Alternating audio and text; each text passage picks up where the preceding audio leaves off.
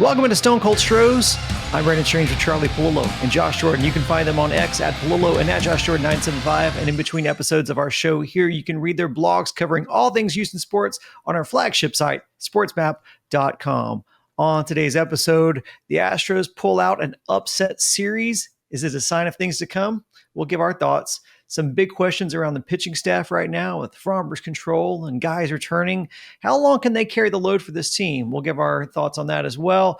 And the Josh haters are eating crow right now and washing it down with Haterade. I don't know if that works or not, but all that and more to come. Be sure to give us your thoughts in the comment section as well, or just say, hey, just a reminder to hit like on the video, subscribe to the channel, click the bell for notifications so you know when new content drops. And if you're on the go, you can listen to us. We're on all your favorite podcast apps. Just search Stone Cold Stros. Gents, the Astros win streak, the first win streak of the season, was cut short to the shortest a win streak can be, just 2.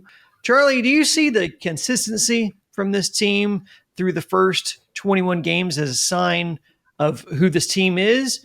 Or do you trust that guys like Jordan and Walker and Yiner will eventually find their way offensively and raise this team's ability to win at a clip that's moderate to significantly above 500? We're still a little early for the benchmark where typically in baseball circles, well, give everyone at least 100 plate appearances. By the end of this week, all of the Astros everyday players will have crossed that 100 plate appearance threshold. They better not stay consistent like this or the team's going nowhere, right? The pitching on balance has been excellent. The offense has been pitiful. Wait, are we talking about the Rockets or the Astros? I'm going to start with Jordan Alvarez. Wake up, Jordan! Again, we're still not to that 100 plate appearances, but we're knocking on it, and Jordan is just showing no sustained signs. I mean, the Padres series, Friday night, he didn't get the ball out of the infield. Saturday, he did launch a ringing ground rule double that hopped the fence in right center. And then Sunday, an offer with a couple of lazy fly balls. So going into the Toronto series, Jordan batting .206 with a mid-6s OPS. That's terrible for anyone. But for Jordan Alvarez, one of the great sluggers of the game for multiple seasons, okay, if you have 3 weeks, you suck in June, it's a slump. But the clock is ticking. And when you're batting third every night and you're not doing your job, it just renders it from highly unlikely to near impossible to have an offense that you're saying, that's really good. And while calling out one of the Astros' 2 foremost ranking stars offensively, your turn, Jose Altuve, who starting the week, hey, batting .302, but a lot of empty calories in Jose Altuve's .302 batting average. He still has just 1 double this season. Hit 3 early home runs. Well, the last 11 games, Jose Altuve has 1 extra base hit, that double. Over those same 11 games, he's walked once. Altuve's walked 4 times for the season. That stinks for a leadoff hitter. So while Altuve has an obviously very good .302 batting average, his on-base percentage is .330. Isaac Paredes is batting in the .230s. His on-base percentage is higher than Altuve's. And Jose Altuve, we know, and through his great years, a pretty free swinger, but he's gone too far in the other direction given the results of when he puts the bat on the ball. And you can take the Sunday night game against the Padres as a crystallization of that. His first at bat, a 3-2 count, he chases a pitch a foot out of the strike zone. And he hit it pretty well, but it was a fly out in the end to right center field. 2-2 count in the 6th inning. Strikes out on a pitch in his eyes. Right? Jose Altuve is chasing at an awful rate so far this season. 94% of major league players thus far, and yes, sample size, but it grows by the day, 94% of big league hitters swing at a lower percentage of pitches outside the strike zone than Jose Altuve. And if you're going to be mostly punch and Judy, barely batting .300, which in batting average, yes, that's very good, but batting average is overrated as a standalone statistic. Your on base is .330 and you're not delivering extra hit wallop. Swing less, work more counts. You have to walk more. Altuve's never been confused with Ricky Henderson drawing walks. Nevertheless, he had improved. Well, last season, his walk rate dropped by 35%, while his strikeout rate for the second year in a row was the worst of his career. Well, so far this season, Altuve's working on a hat trick. This would be a third consecutive season, striking out at a worse rate than he ever has before in his career. And that walk rate that plunged 35% last season, thus far this season, it's down another 36%.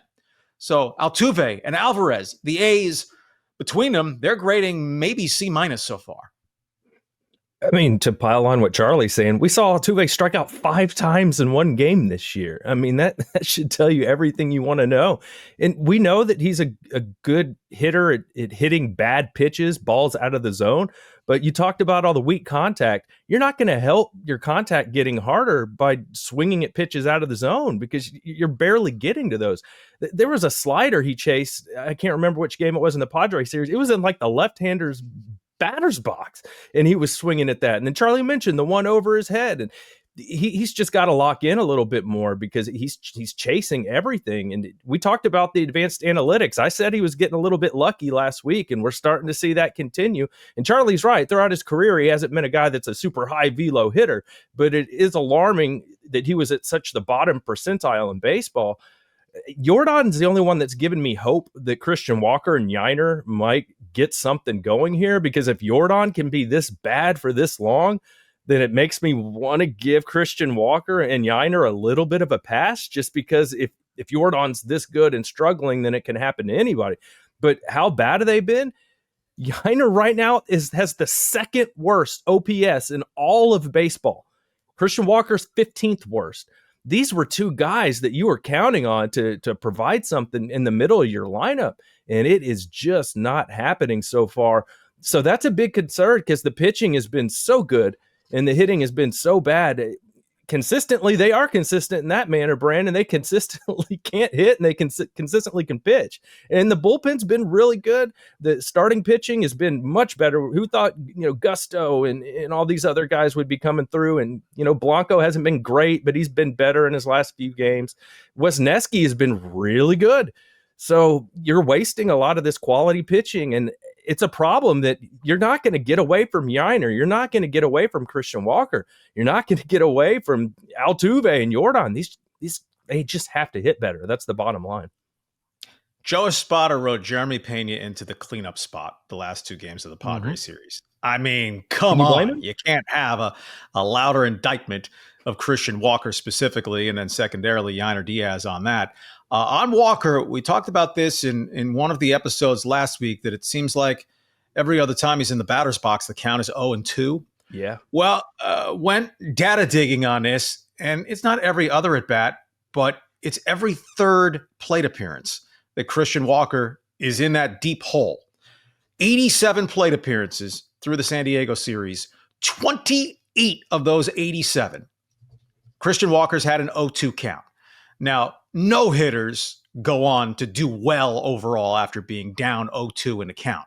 But Christian Walker, in those 24 at-bats, where he's drawn some walks, so 28 plate appearances, he's 1 for 24. That's a 42 batting average after falling down 0-2 in the count.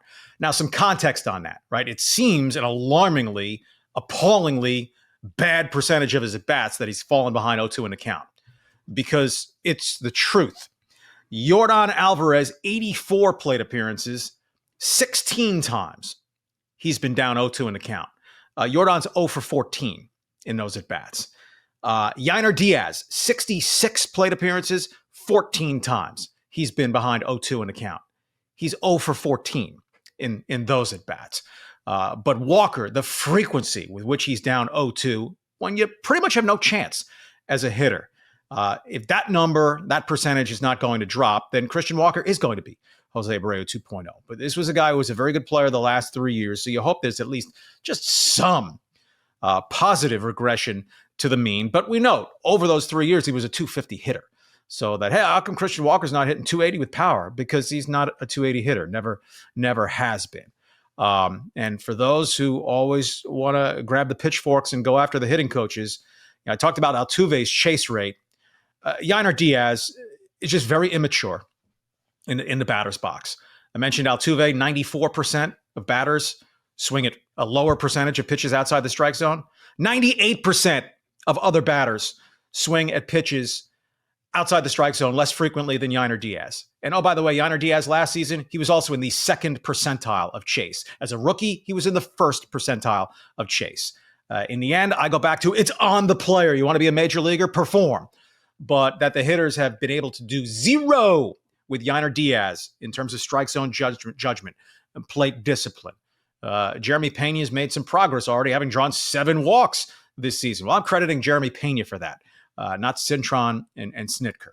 The offense, Easter, they gave out the Altuve socks. For Easter, they should have gave out rotten eggs because that's the Astros offense so far this season. It can't stay this bad, right? It can't stay this bad. 222 batting average, 630 OPS.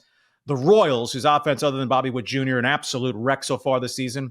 And the first place Texas Rangers, the only teams in the American League scoring fewer runs per game than the Astros so far. In just 6 of 21 games have they mustered even 4 runs.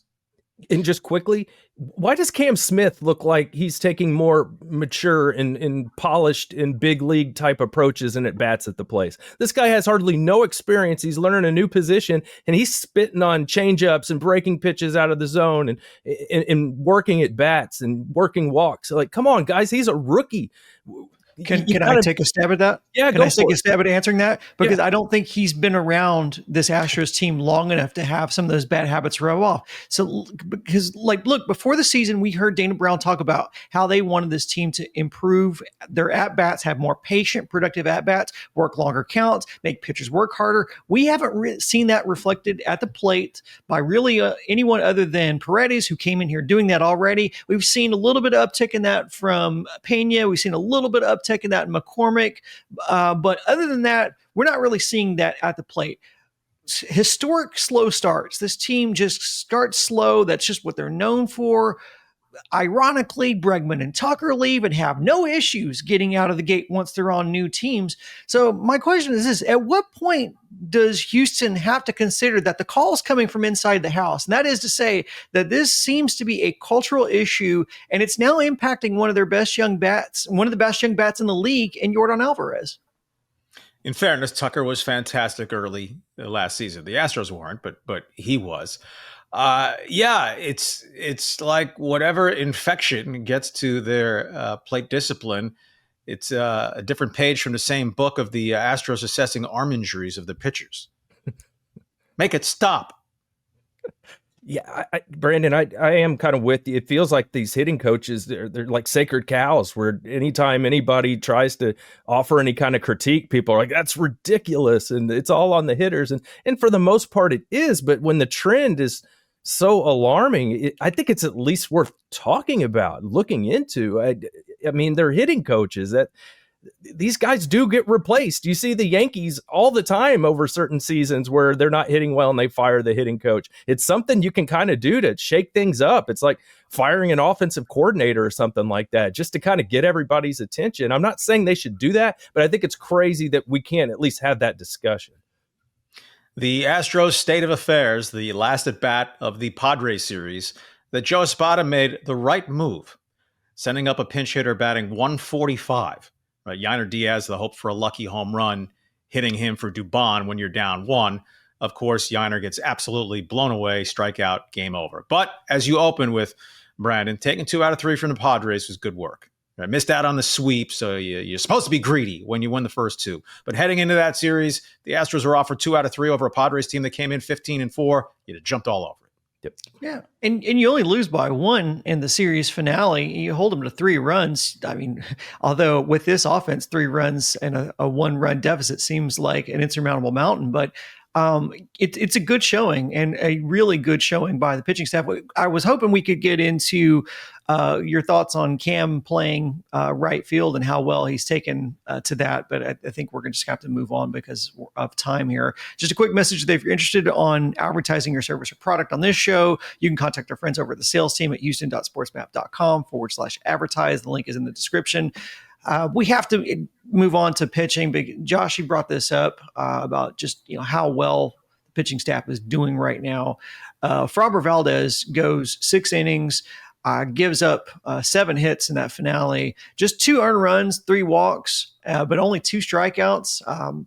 It's being reported, and Fromber was asked about it, the lack of control in that sinker as his ground ball rate has dropped this season.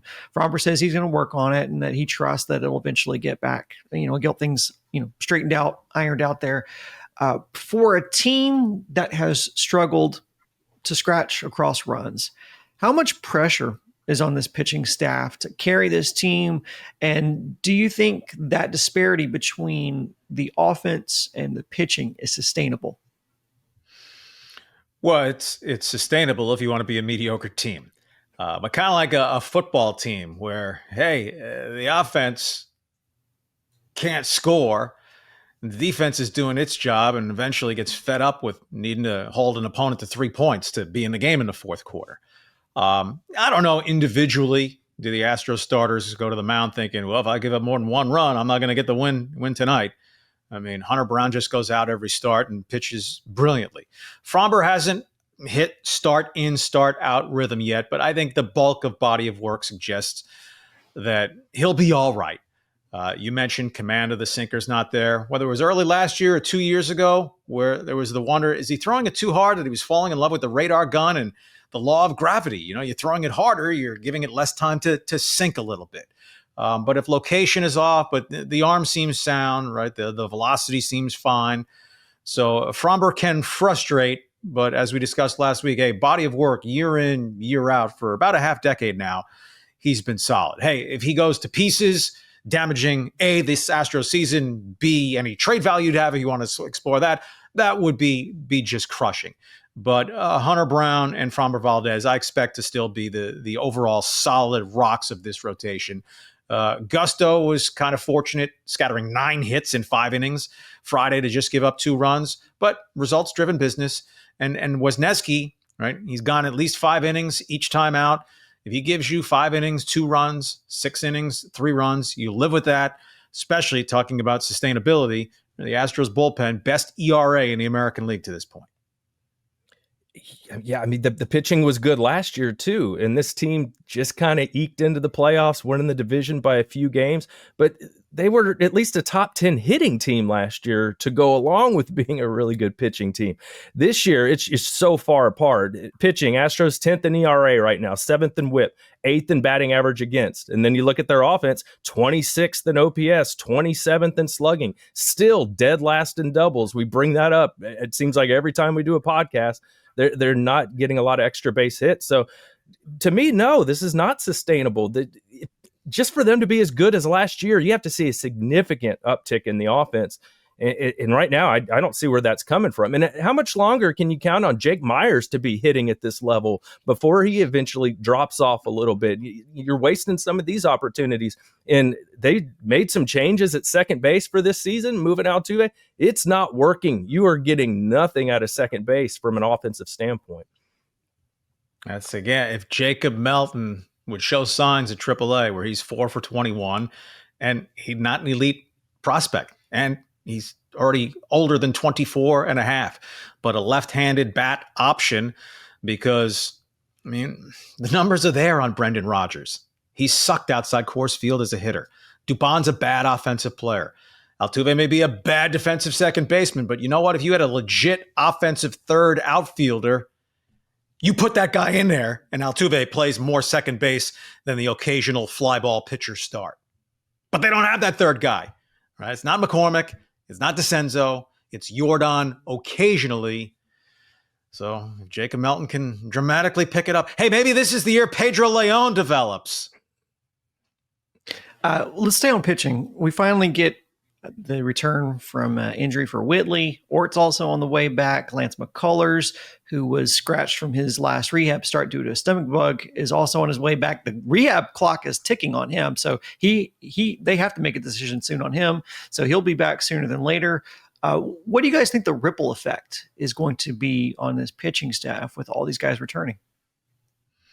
Yeah, with McCullers, the stomach doesn't connect to the elbow, right?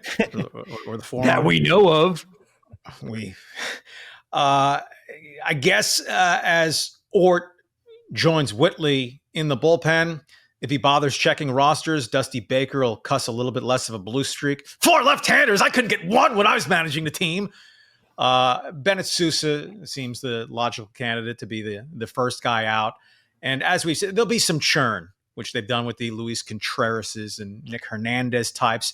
You pitch twice in 3 days or 3 times in 5 days, yeah, you'll go down until there's another injury or we call up a fresher arm.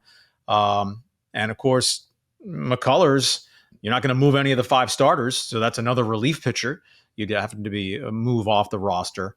You would think Okert is safe. Obviously, King is safe. So there's Sousa. I imagine Logan Van Wy is another guy who's going to be on that Sugarland shuttle during the course of the season. Or and I wonder, Metro HOV. I guess you don't need a shuttle to Sugarland. I wonder what they'll do with Gusto. When McCullers is ready, you're paying him almost $18 million a year. How does he not come in and join your starting rotation? Jim Crane would throw a fit. So you got to see what that looks like, and you're not going to roll with 6 starters, I wouldn't think. So Gusto's got to go, I guess, to the bullpen.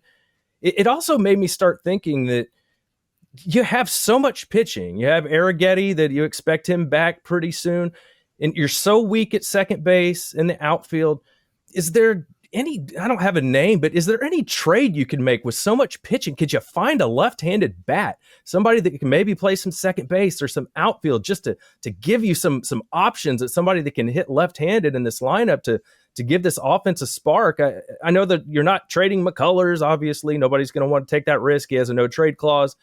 Who's going to give you that much for Gusto? I don't know. You probably don't want to get rid of Arrighetti. He could have an incredible career, but I'm just wondering, you do have so much pitching. Is there anything out there Dana Brown could find you a left-handed bat, like I said, that could maybe play some second base or play some outfield? Alex Verdugo had 4 hits Saturday. Dope! McCullers won't be more than a 3 or 4 inning starter, I think, for a good while once he joins. So maybe he and Gusto split the 5th spot until Arrighetti gets back, minimizing your use of your middle relievers that day. If McCullers starts and gets you through 3 2/3, Gusto comes on and he gets you through the 6th. Let's stay on pitching. Credit where it's due. This is one of those where I have to take my we just give credit where it's due. If we're going to give criticism of Josh Hader, and we criticize him for the entirety of his debut season with Houston because he was underwhelming in relation to his price tag. But this year, different story. And so far, not to be jinxy, but he's only allowed 1 run. The whip is at 0.64 right now. So kudos to Josh for, is it the reverse Samson? He cut his hair and now he's better? Not sure. But this is definitely more of who we thought we would see from Josh Hader. How was your confidence level changed in him this year? And what kind of effect do you think that has on the team when they know they can hand a lead to him? And it's so far been pretty safe. Well, it's the oddity of odd year Hader. 2021, his earned run average was 1.23. 2023, it was 1.28. He starts this week at sub 1. Will he maintain that all season? No, but that he's in the mid ones is plausible. And Hader was not very good last season. That's why he lost 8 games, especially the first half of the year, giving up those 9th inning home runs and tie games seemingly every week for a while. But the Astros only lost 2 games last season. They led after 8 innings. As we've discussed here from time to time, every bullpen is going to close out a game. It has the lead after 8 innings most of the time. Josh Hader does have 2 1-run saves already this season, right? The tough saves where you have no margin of error. So sure, the comfort factor is there. The challenge is having a lead after 8 innings a higher percentage of time than the Astros have had so far this season, right? Brian Abreu's been a little spotty. The command's been off, but you still, kind of like Fromber, you expect him to settle in and be the horse that he's been in the bullpen for the last couple of years. I mean, Brian King's not going to be perfect every time out, so that you get up a home run to a lefty Saturday to Sheets in San Diego. Stuff's going to happen. But 7, 8, 9, the Astros look just fine in the pen. Yeah, look, Hader's been fantastic this year. No way around it. I've been very critical of him, but for good reason last year.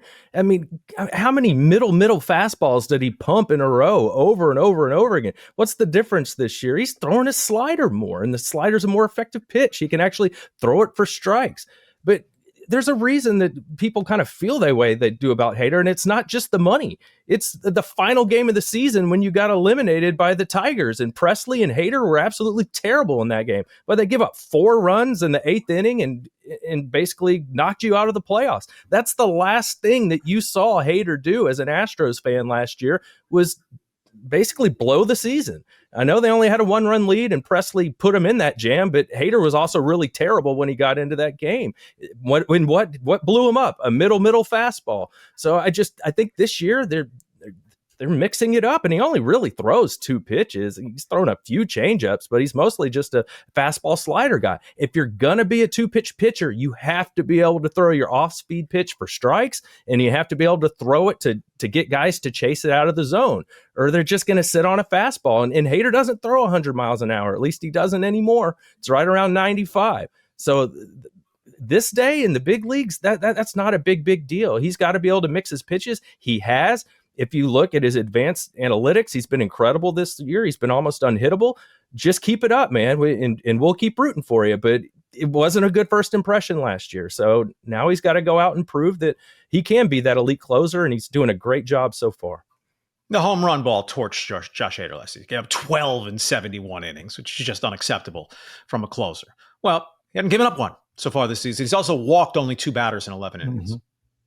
Well, they're going to have to hope that he continues to compete on that pace, because this offense does not appear better than last year's. And last year's offense could only muster 3 runs across those 2 wildcard games with the Tigers. So while the bullpen certainly did not help, the offense didn't put them in a position to win either. That's going to be it for this episode. One last reminder, if you're watching on YouTube, be sure to click like on the video. And if you listen on podcasts on apps like Apple or Spotify, give us a 5-star rating, please. Our next scheduled episode drops on Thursday. Make sure you subscribe to this channel, Sports Map Houston, and our other channel, Sports Map Texans. We just dropped a new episode over there previewing the draft, so make sure you go check that out. We're going to be ramping up that channel when we get closer to the regular season. We also drop emergency episodes as news breaks, so make sure you got those notifications on. Thanks for listening. For Charlie and Josh, I'm Brandon saying so long until next time. Go Stros.